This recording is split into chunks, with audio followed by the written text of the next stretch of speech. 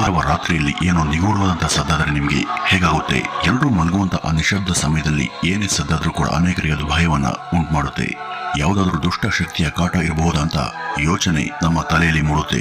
ಅಥವಾ ಯಾವುದೋ ಒಂದು ಮನೆಯಲ್ಲಿ ಈ ಮೊದಲು ಯಾರೋ 4 ಜನ ವಾಸ ಇದ್ದು ಅದೇ ಮನೆಯಲ್ಲಿ ಅವರ ಕ್ರೂರ ಹತ್ಯೆ ನಡೆದು ಆ ಮನೆಗೆ ಬರುವ ಎಲ್ಲರನ್ನೂ ಕೂಡ ಆ 4 ಆತ್ಮಗಳು ಕಾಟ ಕೊಡ್ತಾ ಆ ಮನೆಯಲ್ಲಿ ವಿಚಿತ್ರ ಶಬ್ದಗಳನ್ನ ಮಾಡ್ತಾ ತೊಂದರೆಯನ್ನ ಕೊಡ್ತಾ ಇವೆ ಅಂತ ಯಾರಾದರೂ ನಿಮ್ಗೆ ಹೇಳಿದ್ರೆ ಆಗ ನಿಮ್ಮ ಪ್ರತಿಕ್ರಿಯೆ ಹೇಗಿರುತ್ತೆ? ಇದು ಯಾವುದಾದ್ರೂ ಹಾರರ್ ಸಿನಿಮಾಗೆ ಒಂದು ಒಳ್ಳೆ ಕಥೆ ಆಗ್ಬಹುದು ಅಂತ ನೀವು ಹೇಳಬಹುದು. ಆದ್ರೆ ಇದು ಯಾವುದೋ ಸಿನಿಮಾದ ಕಥೆ ಅಲ್ಲ. ಇದು 1973ರಲ್ಲಿ ನಡೆದಂತ ನೈಜ ಘಟನೆ. ಆಗ ಅಮೆರಿಕಾದ ಪೆನ್ಸಿಲ್ವೇನಿಯಾ ಎಂಬಲ್ಲಿ ಸ್ಮರ್ಲ್ ಫ್ಯಾಮಿಲಿ ಎಂಬ ಮನೆತನ ಒಂದು ವಾಸ ಇತ್ತು. ಈ ಒಂದು ಕುಟುಂಬದ ಕುರಿತಾದಂತ ವಿಚಿತ್ರ ಸಂಗತಿ ಏನು ಅಂದ್ರೆ, ಇವರು ಆ ಒಂದು ಮನೆಯಲ್ಲಿ ಸುಮಾರು 13 ವರ್ಷಗಳ ಕಾಲ ಪ್ರೇತಾತ್ಮಗಳ ಜೊತೆ ವಾಸ ಇದ್ರು. ಇದು ನಂಬೋದಕ್ಕೆ ಕಷ್ಟ ಆದ್ರೂ ಕೂಡ ಈ ವಿಚಿತ್ರ ಹಿನ್ನೆಲೆ ಇರುವಂತ ಆ ಕುಟುಂಬದವರ ಅನುಭವ ಹಿಂದೊಮ್ಮೆ ಅಮೆರಿಕಾದಾದ್ಯಂತ ತೀವ್ರವಾಗಿ ಚರ್ಚೆಗೆ ಒಳಗಾಗಿತ್ತು. ಹಾಗೂ ಇದು ವಿಸ್ತಾರವಾಗಿ ಡಾಕ್ಯುಮೆಂಟ್ ಕೂಡ ಆದಂತ ವಿಷಯ ಕೂಡ ಹೌದು.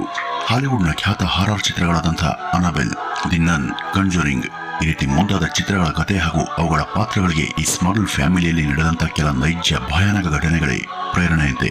ಈ ಸ್ಮರ್ಲ್ ಕುಟುಂಬದಲ್ಲಿ ನಡೆದಂತ ಆ ನಿಗೂಢ ಘಟನೆಗಳೇನು, ಅವರನ್ನು ಆವರಿಸಿದಂತ ಆ ಪ್ರೇತಾತ್ಮಗಳಿಂದ ಅವರು ಅನುಭವಿಸಿದಂತ ತೊಂದರೆಗಳು ಏನು? ಬನ್ನಿ ವೀಕ್ಷಕರೇ, ಇವತ್ತಿನ ಈ ಒಂದು ವಿಡಿಯೋದಲ್ಲಿ ಇದ್ರ ಬಗ್ಗೆ ಈ ಮುಂದೆ ತಿಳಿತಾ ಹೋಗೋಣ.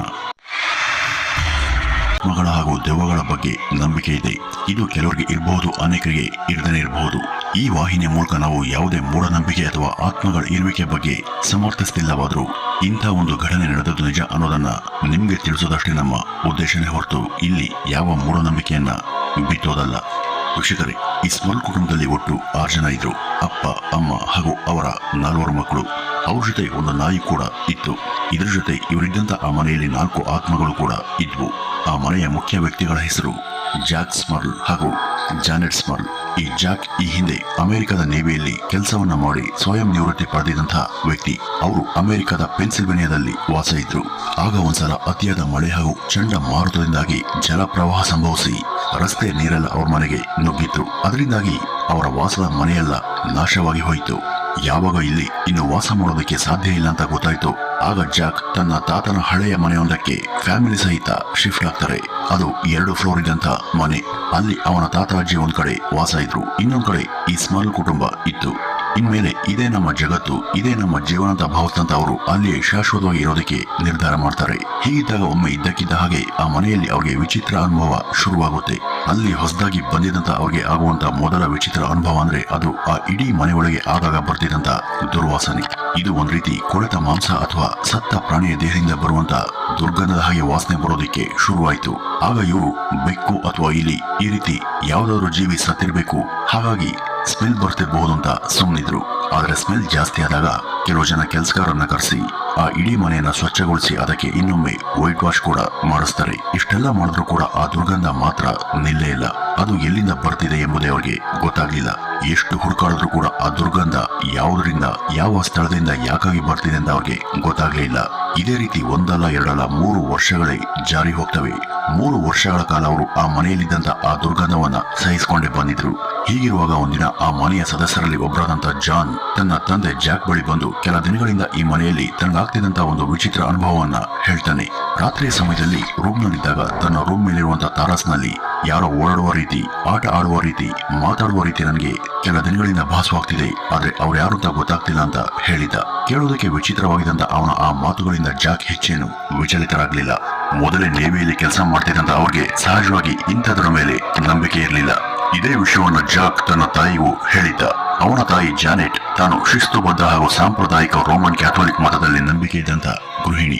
ಆಕೆ ನೀನು ಚರ್ಚ್ಗೆ ಹೋಗಿ ಪೂಜೆಯನ್ನ ಸಲ್ಲಿಸು, ಎಲ್ಲ ಒಳ್ಳೇದಾಗುವುದೆಂದು ಆತನಿಗೆ ಸಲಹೆ ಕೊಟ್ಟಿದ್ರು. ಇದಾಗಿ ಇನ್ನು 3 ವರ್ಷಗಳು ಜಾರ್ತವೆ. ಈ ಹೊತ್ತಿಗಾಗಲೇ ಅವರು ಆ ಮನೆಗೆ ಬಂದು 5-6 ವರ್ಷಗಳೇ ಕಳೆದಿದ್ವು. ಆದ್ರೂ ಕೂಡ ಆ ಮನೆಯಲ್ಲಿದ್ದಂತ ದುರ್ಗಂಧದ ಸಮಸ್ಯೆ ಕಡಿಮೆ ಆಗಿರಲಿಲ್ಲ. ಅದು ದಿನದಿಂದ ದಿನಕ್ಕೆ ಇನ್ನಷ್ಟು ಹೆಚ್ಚಾಗ್ತಾನೆ ಇತ್ತು. ಆದ್ರೆ ಕಳೆದ 5-6 ವರ್ಷಗಳಿಂದನೂ ಕೂಡ ಅವರು ಅದರ ಜೊತೆ ವಾಸ ಮಾಡ್ತಾ ಬಂದಿದ್ದರಿಂದ ಅವ್ರಿಗೆ ಅದು ಅಭ್ಯಾಸ ಆಗಿತ್ತು. ಹೀಗಿರುವಾಗ ಆ ಮನೆಯಲ್ಲಿ ಇನ್ನೊಂದು ಹೊಸ ವಿಚಿತ್ರ ಸಮಸ್ಯೆ ಕಾಣಿಸ್ಕೊಳ್ಳುತ್ತೆ. ಆ ಮನೆಯಲ್ಲಿದ್ದಂತ ವಸ್ತುಗಳು ಹೇಳ್ದೆ ಕೇಳದೆ ಇದ್ದಕ್ಕಿದ್ದ ಹಾಗೆ ಸ್ಥಾನ ಪಲಾಟವಾಗ್ತಿದ್ವು. ಅಂದ್ರೆ ಒಂದು ಕಡೆ ಇದ್ದಂತ ವಸ್ತುಗಳು ದಿಢೀರನೆ ಯಾರಿಗೂ ಗೊತ್ತಾಗದ ರೀತಿಯಲ್ಲಿ ತಮ್ಮಷ್ಟಕ್ಕೆ ತಾವೇ ಬೇರೆ ಕಡೆ ಕಾಣಿಸ್ಕೊಳ್ತಿದ್ವು. ಉದಾಹರಣೆಗೆ ರಾತ್ರಿ ಹಾಲ್ನಲ್ಲಿ ಇದ್ದಂತ ಟಿವಿ ಬೆಳಗ್ಗೆ ಬೆಡ್ರೂಮ್ ನಲ್ಲಿ ಇರ್ತಾ ಇತ್ತು. ಅದನ್ನ ಯಾರು ಯಾವಾಗ ಹೇಗೆ ಅಲ್ಲಿಗೆ ಸಾಗಿಸಿದ್ರು ಅಂತ ಗೊತ್ತಾಗ್ತಾ ಇರ್ಲಿಲ್ಲ. ಹೀಗಿದ್ದಾಗ ಒಂದಿನ ರಾತ್ರಿಯ ಸಮಯದಲ್ಲಿ ಜಾಕ್ ತನ್ನ ರೂಮ್ನಲ್ಲಿದ್ದಾಗ ಪಕ್ಕದ ಬೆಡ್ರೂಮ್ನಿಂದ ಏನೇನೋ ವಿಚಿತ್ರ ಕೂಗಾಟಗಳು, ಕೇಕೆ ಸದ್ದುಗಳು ಕೇಳಿಬಂದು ಅವು ತನ್ನ ಮಕ್ಕಳದೇ ಇರಬೇಕು ಅಂತ ಬೇಸರ ಮಾಡ್ಕೊಂಡ. ಏಕೆಂದ್ರೆ ಆ ವಿಚಿತ್ರ ಶಬ್ದಗಳೆಲ್ಲ ಅವರ ಮಕ್ಕಳು ಮಲಗಿದಂತ ರೂಮ್ಗಳಿನಲ್ಲಿ ಕೇಳಿಬರ್ತಿದ್ವು. ಇವ್ರು ಯಾಕೆ ಹೀಗೆ ಕೆಟ್ಟ ಮಾತುಗಳಲ್ಲಿ ಪರಸ್ಪರ ಜಗಳ ಆಡ್ತಾ ಇದ್ದಾರೆ ಅಂತ ಕೋಪಗೊಂಡಂತ ಜಾಕ್ ಅವರನ್ನೆಲ್ಲ ಸರಿಯಾಗಿ ಗದರುವ ಸಲುವಾಗಿ ರಭಸದಿಂದ ಅವರ ರೂಮ್ಗೆ ಬಂದು ಅದರ ಡೋರನ್ನು ತೆರೆದಾಗ ಅವನಿಗೆ ದಿಗ್ಭ್ರಮೆಯಾಗುತ್ತೆ. ಕಾರಣ ಅವರೆಲ್ಲ ಅವ್ರ ಪಾಡಿಗೆ ಮಲಗಿದ್ರು. ಅವರೆಲ್ಲ ಮಲಗಿ ಬಹಳ ಹೊತ್ತಾಗಿತ್ತು. ಅಂದ್ರೆ ನಾನು ಅನ್ಕೊಂಡಂತೆ ಅವ್ರ್ಯಾರು ಕೂಡ ಸದ್ದನ್ನ ಮಾಡ್ಲೇ ಇಲ್ಲ. ಆದ್ರೂ ಕೂಡ ಅವರಿದ್ದಂತ ರೂಮ್ನಿಂದ ಏನೇನೋ ಗಲಾಟೆ ಸದ್ದು ಜಾಕ್ಗೆ ಕೇಳಿ ಬರ್ತಾ ಇತ್ತು. ಈ ಮೊದಲೆಲ್ಲ ಈ ಮನೆಯಲ್ಲಿ ಯಾರೇನೇ ಹೇಳಿದ್ರು ಕೂಡ ನಮ್ದು ಇದ್ದಂತ ಜಾಕ್ಗೆ ಅದೇ ಮೊದಲ ಬಾರಿಗೆ ಹೆದರಿಕೆ ಶುರುವಾಗಿತ್ತು. ಆ ಮನೆಯಲ್ಲೇನೋ ನಿಗೂಢ ಇದೆ ಅಂತ ಅವನಿಗೆ ಅನ್ನಿಸತೊಡಗಿತ್ತು. ಇದನ್ನೆಲ್ಲ ಅವನು ತನ್ನ ಪತ್ನಿಗೂ ತಿಳಿಸಿದ್ದ. ಅವನ ವಿವರಣೆಯಿಂದ ಆಕೆ ಕೂಡ ಮೂಕ ವಿಸ್ಮಿತಳಾದ್ಲು. ಅಂದಿನಿಂದ ಸ್ಮಲ್ ಕುಟುಂಬದಲ್ಲಿ ಆ ಮನೆಯಲ್ಲಿ ಏನೋ ವಿಚಿತ್ರ ಶಕ್ತಿ ಇದೆ ಅಂತ ನಂಬೋದಕ್ಕೆ ಶುರು ಮಾಡ್ತಾರೆ. ಆ ಮನೆಯಲ್ಲಿ ಇನ್ನೊಂದ್ ಕಡೆ ಅವರ ತಾತಾಜ್ಜಿ ಕೂಡ ಇದ್ರು. ಒಂದಿನ ಮೇಲಿದ್ದ ಜಾಕ್ ನನ್ನ ಅವನ ಅಜ್ಜಿ ಕರೆದಂತೆ ಅವನಿಗೆ ಭಾಸವಾಯಿತು. ಅಜ್ಜಿ ತನ್ನನ್ನ ಕರೀತಿದ್ದಾರೆ ಅಂತ ಜಾಕ್ ಕೆಳಗೆ ಓಡೋಡಿ ಬಂದು ಅವರನ್ನ ಏನು ಅಂತ ಕೇಳಿದಾಗ ಆಗ ಆ ಅಜ್ಜಿ ನಾನು ನಿನ್ನನ್ನ ಕರೀಲೇ ಇಲ್ವಲ್ಲಪ್ಪ ಅಂತ ಹೇಳ್ತಾರೆ. ಆಗ ಜಾಕ್ಗೆ ಇನ್ನಷ್ಟು ಗೊಂದಲ ಆಯಿತು. ಹಾಗಾದ್ರೆ ಅವರ ಧ್ವನಿಯನ್ನ ಅನುಕರಿಸಿ ನನ್ನನ್ನ ಕರೆದಿದ್ಯಾರು ಅಂತ ಜಾಕ್ ಯೋಚಿಸಿದ್ದ. ಇಂತಹ ಅಸಹಜ ಘಟನೆಗಳು ಆ ಮನೆಯಲ್ಲಿ ಮೇಲಿಂದ ಮೇಲೆ ನಡೆದಾಗ ಇದೇನೋ ಗಂಭೀರ ವಿಷಯ ಅಂತ ಭಾವಿಸಿದಂತ ಜಾಕ್ ಹಾಗೂ ಜಾನೆಟ್ ದಂಪತಿ ಹತ್ತಿರದ ಚರ್ಚ್ಗೆ ಹೋಗಿ ಈ ರೀತಿ ಏನೇನೋ ವಿಚಿತ್ರಗಳು ನಮ್ಮ ಮನೆಯಲ್ಲಿ ನಡೀತಾ ಇವೆ, ಅಲ್ಲಿರೋದಕ್ಕೆ ಭಯ ಆಗ್ತಿದೆ, ಅಲ್ಲಿಗೆ ತಾವು ಬಂದು ಅದೇನೋ ಅಂತ ಪತ್ತೆಯನ್ನ ಹಚ್ಚಿ ಅದರಿಂದ ನಮ್ಗೆ ಮುಕ್ತಿ ಕೊಡಿ ಅಂತ ಅವ್ರ ಬಳಿ ಮನವಿಯನ್ನ ಮಾಡ್ಕೊಳ್ತಾರೆ. ಅವರ ಮನವಿಯಂತೆ ಚರ್ಚ್ನಿಂದ ಒಂದು ಪಾದ್ರಿಗಳ ಟೀಮ್ ಅವ್ರ ಮನೆಗೆ ಬಂದು ಅವರ ಧಾರ್ಮಿಕ ವಿಧಿವಿಧಾನಗಳಂತೆ ಸುತ್ತ ಎಲ್ಲ ಕಡೆ ಚೆಕ್ ಮಾಡಿದ್ರು ಕೂಡ ಅವ್ರಿಗಿಲ್ಲಿ ಯಾವುದೇ ಅಸಹಜ ಸಂಗತಿ ಇರುವಿಕೆ ಬಗ್ಗೆ ಗೊತ್ತಾಗ್ಲಿಲ್ಲ. ಆದ್ರೂ ಕೂಡ ಈ ಸ್ಮಲ್ ಕುಟುಂಬಕ್ಕೆ ಭಯ ಮಾತ್ರ ದೂರ ಆಗ್ಲಿಲ್ಲ. ಅಷ್ಟೊತ್ತಿಗೆ ಇವರ ಮನೆಯಲ್ಲಿ ಈ ರೀತಿಯ ತೊಂದರೆಗಳು ಆಗ್ತಿದ್ದಂತ ಸಂಗತಿ ಊರಿಗೆಲ್ಲ ಗೊಲ್ಲಾಗಿತ್ತು. ಎಲ್ಲರೂ ಕೂಡ ಇದ್ರ ಬಗ್ಗೆ ಮಾತನಾಡ್ಕೊಳ್ಳೋದಕ್ಕೆ ಶುರು ಮಾಡಿದ್ರು. ಈ ಸ್ಮಲ್ ದಂಪತಿ ಕೂಡ ಕೆಲವರಿಗೆ ಈ ಬಗ್ಗೆ ತಮಗಾದಂತ ಅನುಭವದ ಬಗ್ಗೆ ಹೇಳೋದಕ್ಕೆ ಶುರು ಮಾಡಿದ್ರು. ಆ ಒಂದು ಸಮಯದಲ್ಲಿ ಅಲ್ಲಿಗೆ ಎಡ್ ಹಾಗೂ ಲಾರೆನ್ ಎಂಬ ಇಬ್ರು ಬಂದಿದ್ರು. ಇವರಿಬ್ರು ಪಕ್ಕದ ಊರಿನ ಪ್ಯಾರಾನಾರ್ಮಲ್ ತಜ್ಞರಾಗಿದ್ರು. ಪತ್ರಿಕೆ ಹಾಗೂ ಮಾಧ್ಯಮಗಳಲ್ಲಿ ಈ ಮನೆಯಲ್ಲಿ ಆಗ್ತಿದ್ದಂತ ವಿಷಯಗಳ ಬಗ್ಗೆ ಕೇಳಿ ಗೊತ್ತಾದಂತ ಅವರು ಅದನ್ನ ಪರಿಶೀಲನೆ ಮಾಡೋದಕ್ಕೇನೆ ಬಂದಿದ್ರು. ನಂತರ ಅವ್ರ ಮನೆಗೆ ಬಂದು ಪರೀಕ್ಷೆ ಮಾಡಿದಂತ ಅವ್ರಿಗೆ ಆ ಚರ್ಚ್ನ ಪಾದ್ರಿಗಳಿಗೂ ಕೂಡ ಗೊತ್ತಾಗದಂತ ನಿಗೂಢ ಸಂಗತಿಯೊಂದು ಆ ತಜ್ಞರಿಗೆ ಗೊತ್ತಾಗಿತ್ತು. ಆ ಒಂದು ಕಟ್ಟಡದಲ್ಲಿ ಅಲ್ಲಿಂದ ಸುಮಾರು 100 ವರ್ಷಗಳ ಹಿಂದೆ ಕುಟುಂಬವೊಂದು ವಾಸ ಇತ್ತು. ಅದರಲ್ಲಿ ವಯಸ್ಸಾದಂತಹ ವೃದ್ಧ ದಂಪತಿಗಳು ಹಾಗೂ ಅವರ ಮಗ ಮತ್ತು ಮೊಮ್ಮಗ ಇದ್ರು. ಇವರೆಲ್ಲ ಸತ್ತ ಬಳಿಕ ಅವರ ದೇಹವನ್ನ ಆ ಕಟ್ಟಡದ ನೆಲಮಾಳಿಗೆಯಲ್ಲಿ ದಫಾನ್ ಮಾಡಿದ್ರು. ಅವರು ಸತ್ತು 100 ವರ್ಷಗಳೇ ಆಗಿದ್ರು ಕೂಡ ಇನ್ನೂ ಕೂಡ ಅವರೆಲ್ಲರ ಆತ್ಮಗಳು ಅಲ್ಲಿಯೇ ಇವೆ. ಅವೇ ನಿಮ್ಮ ಪರಿವಾರವನ್ನ, ಅದರಲ್ಲೂ ನಿಮ್ಮ ಮನೆಯ ಹೆಣ್ಮಕ್ಳಿಗೆ ಕಾಟವನ್ನ ಕೊಡ್ತೀವಿ ಅಂತ ಆ ತಜ್ಞರು ಬೆಚ್ಚಿ ಬೀಳುವಂತಹ ಸಂಗತಿಯನ್ನ ಅವರಿಗೆ ತಿಳಿಸಿದ್ರು. ಅದನ್ನ ಕೇಳಿದಂತ ಈ ಕುಟುಂಬ ಭಯಗ್ರಸ್ತರಾದ್ರು. ಇನ್ನು ಈ ಮನೆಯಲ್ಲಿ ಇರೋದು ಅಪಾಯ ಅಂತ ಗೊತ್ತಾದಂತ ಅವರು ತಕ್ಷಣ ಅದನ್ನ ಖಾಲಿ ಮಾಡಿ ಅದರ ಸಹವಾಸನೆ ಬೇಡ ಅಂತ ಬೇರೆ ಕಡೆ ಹೋಗೋದಕ್ಕೆ ನಿಶ್ಚಯಿಸಿದ್ರು. ಅಲ್ಲಿಗೆ ಅವರು ಬಂದು ಆ ಹೊತ್ತಿಗಾಗಲೇ 13 ವರ್ಷಗಳೇ ಜಾರಿದ್ವು. ಅಂದಿನ ಮೀಡಿಯಾಗಳು ಈಗ ನಮ್ಮಲ್ಲಿ ಹೇಗೆ ಬ್ರೇಕಿಂಗ್ ನ್ಯೂಸ್ ಅಂತ ಹಾಕ್ತಾರೋ ಅದೇ ರೀತಿ ದಿನ ಬೆಳಗಾದ್ರೆ ಸಾಕು ಜಾಕ್ ಇದ್ದಂತ ಮನೆ ಮುಂದೆ ಜಮಾಯಿಸಿ ಕ್ಯಾಮರಾವನ್ನ ಹಿಡಿದು ಯಾರೇ ಮನೆಯಿಂದ ಹೋಗೋದು ಬರೋದು ಮಾಡಿದ್ರು ಕೂಡ ಅದನ್ನೆಲ್ಲ ಲೈವ್ ಕವರೇಜ್ ಮಾಡ್ತಾ ತಮ್ಮ ಬೇಳೆನ ಬೇಯಿಸ್ಕೊಳ್ಳೋದಕ್ಕೆ ಶುರು ಮಾಡಿದ್ರು. ಇದೆಲ್ಲದರಿಂದ ಬೇಸತ್ತ ಜಾಕ್ ತನ್ನ ಪರಿವಾರವನ್ನ ಅಲ್ಲಿಂದ ಬೇರೆ ಕಡೆಗೆ ಸ್ಥಳಾಂತರಿಸಿದ್ದ. ಆದ್ರೆ ಆ ಮನೆಯಲ್ಲಿ ಅವ್ರ ಜೊತೆ ಇದ್ದಂತ ವೃದ್ಧ ದಂಪತಿಗೆ ಮಾತ್ರ ಇಂಥ ಯಾವುದೇ ಅನುಭವ ಆಗಿರಲಿಲ್ಲ. ನಮ್ಗೆ ಅಂತ ಯಾವುದೇ ವಿಚಿತ್ರ ಇಲ್ಲಿ ಕಂಡು ಬಂದಿಲ್ಲ ಅಂತ ಮಾಧ್ಯಮಗಳ ಪ್ರಶ್ನೆಗಳಿಗೆ ಅವರು ಉತ್ತರಿಸಿದ್ರು. ಈ ಒಂದು ಕುಟುಂಬ ಏನೋ ಬೇರೆ ಕಡೆಗೆ ಬಂದ್ರು. ವಿಚಿತ್ರ ಅಂದ್ರೆ ಅವರು ಬೇರೆ ಕಡೆಗೆ ಬಂದ್ರು ಕೂಡ ಆ ಪ್ರೇತಾತ್ಮಗಳ ಕಾಟ ನಿಲ್ಲಿಲ್ಲ. ಹೊಸ ಮನೆಯಲ್ಲೂ ಕೂಡ ಅವರಿಗೆ ಅವೇ ಘಟನೆಗಳು ರಿಪೀಟ್ ಆಗೋದಕ್ಕೆ ಶುರುವಾದವು. 1987ರವರೆಗೂ ಈ ಕುಟುಂಬ ಇಂತಹ ಒಂದು ಸಮಸ್ಯೆಗಳಿಂದ ಜರ್ಜರಿತವಾಗಿತ್ತು. ಇದ್ರ ಜೊತೆ ಮಾಧ್ಯಮಗಳಿಂದಲೂ ಕೂಡ ಅವ್ರಿಗೆ ಹೊರಗಡೆ ಓಡಾಡೋದು ಕಷ್ಟ ಆಗಿತ್ತು.